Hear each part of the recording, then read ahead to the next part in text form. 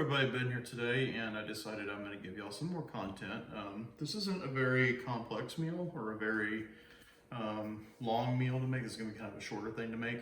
But it's Lent, of course. We have 2 more weeks after Sunday. This coming Sunday, April the 6th, is Passion Sunday. It's the 2-week mark for Easter. On Passion Sunday particularly, what we do is mostly in churches, but some people tend to do this in their homes. On Passion Sunday, you cover every icon and image, every holy image and icon you have in your house with a purple cloth, purple veil. And it's to signify the mourning and the sorrow that is the last 2 weeks of Lent. These are also the holiest times of Lent. There's a lot more fasting, prayer, almsgiving. We're zeroing in on the Holy Triduum, which is the time of Good Friday, Holy Saturday, and Easter Sunday. But anyway, it is Friday night. It's Lent, and we're gonna be making just some simple sautéed shrimp. Good recipe I found on TikTok, and I'm gonna show it to y'all, to my audience. It's very simple. Now, this recipe does not have specific amounts of ingredients. This is very discretionary. You can put in as much as you want. However, this is basically up to you. You can put in as much of everything as you want. So the first thing we're going to do is some garlic powder. As you can see, we have our bowl of shrimp right here. So the first thing we're going to do is take some garlic powder. We're going to cover that. Next thing we're going to do is take some onion powder. Cover some of that. Next thing is some Creole seasoning. Or Creole seasoning. I've been working on my Cajun accent recently.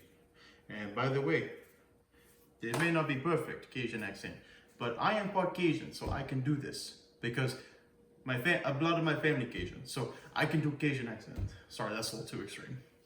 I can do Cajun accent because a good chunk of my family is Cajun. So anyway, I'm not gonna get into that. This is cringy. But yeah, probably put a little more Cajun seasoning, a little more Creole seasoning. So it's Creole.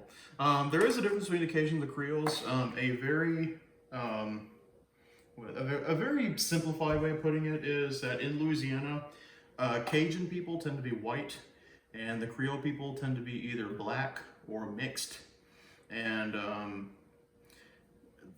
there's also, it's a very complex term. It's kind of like Latino or Hispanic, where it's more of a cultural identity rather than a race or an ethnicity. Like you can have somebody be 100% like in Latin America. You can have somebody be 100% European, white, and they'll still be Latino or Hispanic. You can have somebody be 100% black, African, and they'll be Hispanic. You can have somebody be 100% indigenous, and they'll be Hispanic. You can have somebody be half indigenous, half European, half African, half indigenous, half African, half European, a quarter indigenous, half African, a quarter white, any mixture.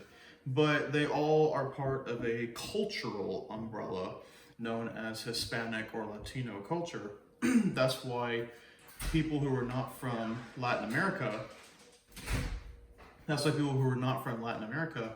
could go from a place like Mexico City, and then they could travel to Lima. This is like, I'm talking about like the 18th century, the 1700s. You could go from Mexico City to Lima, and you would have a very similar culture.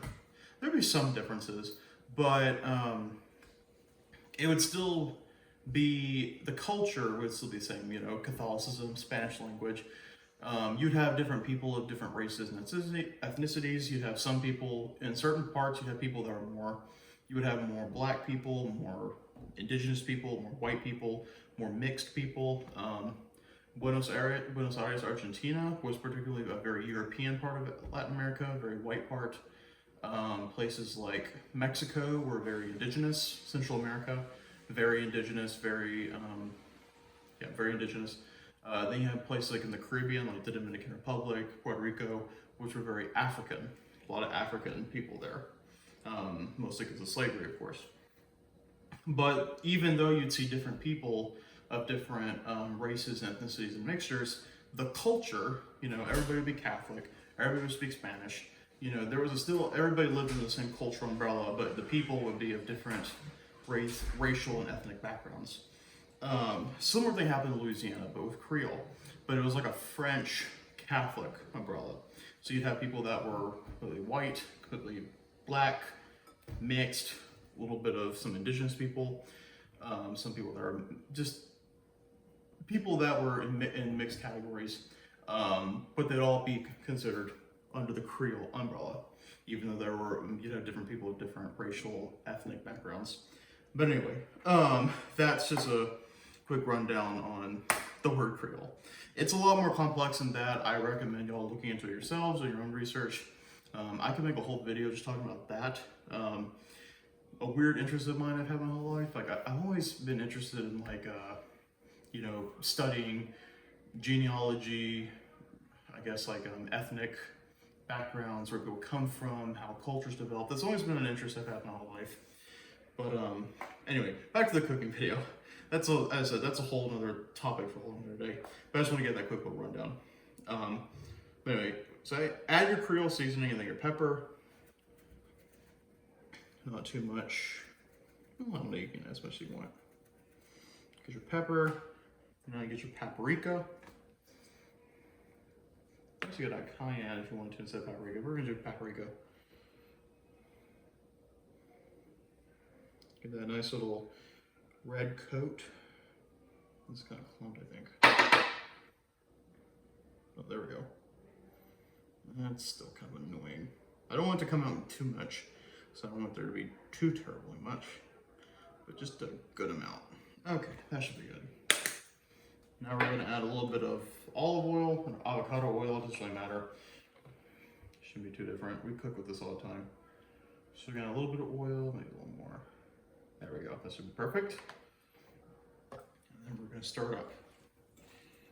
My hands have been washed, of course. I always wash my hands. You should too, of course. Even if it's your own food, always wash your hands, because you don't want, you know, you don't know where your hand, because you never know what kind of stuff could be lurking in your bathroom and in your kitchen. You always wash your hands before you cook, even if you're the even if you're the only person eating it.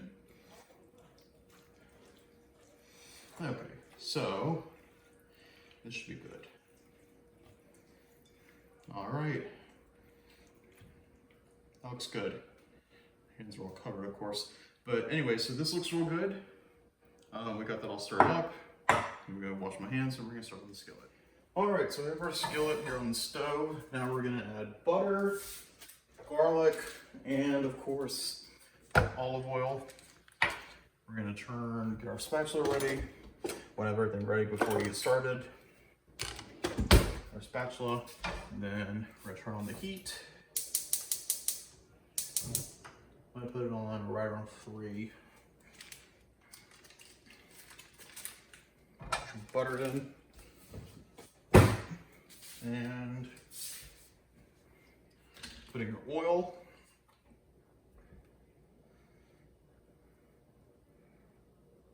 Should be good for now. And then we'll add our garlic in just a minute once this kind of simmers down. Once this kind of starts cooking, then we'll add our garlic.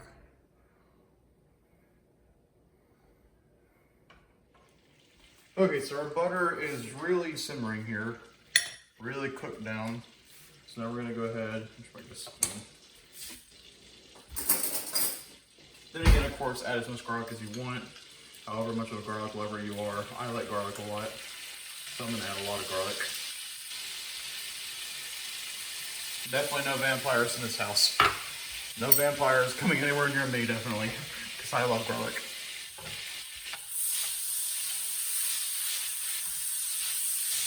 All right.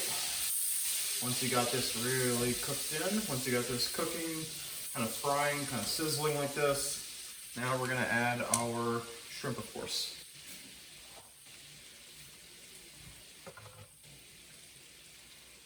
This out of the way.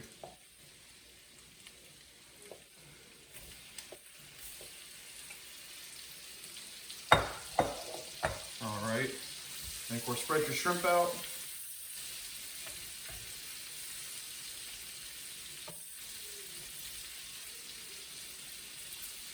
Looks good, looks good, looks good.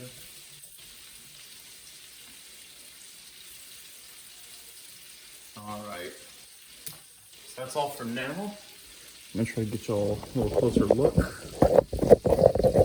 And here we go. Looks real good. And I wish y'all could smell this because it smells real good right now. So I highly recommend y'all try this recipe so you can just smell how great this smells right now. Because I'm telling you right now, it smells real good. Oh my gosh, I almost forgot. One last ingredient, or the second last ingredient. We don't have any actual lemon juice. We have this. It's like a lemonade wine, but my mom told me this would work well because the recipe does call for some lemon juice. Oh good. So I thought I would do the camera down so I could open the bottle. So we're gonna add a little bit of lemon juice here. Not too much, of course. So we're gonna move this around.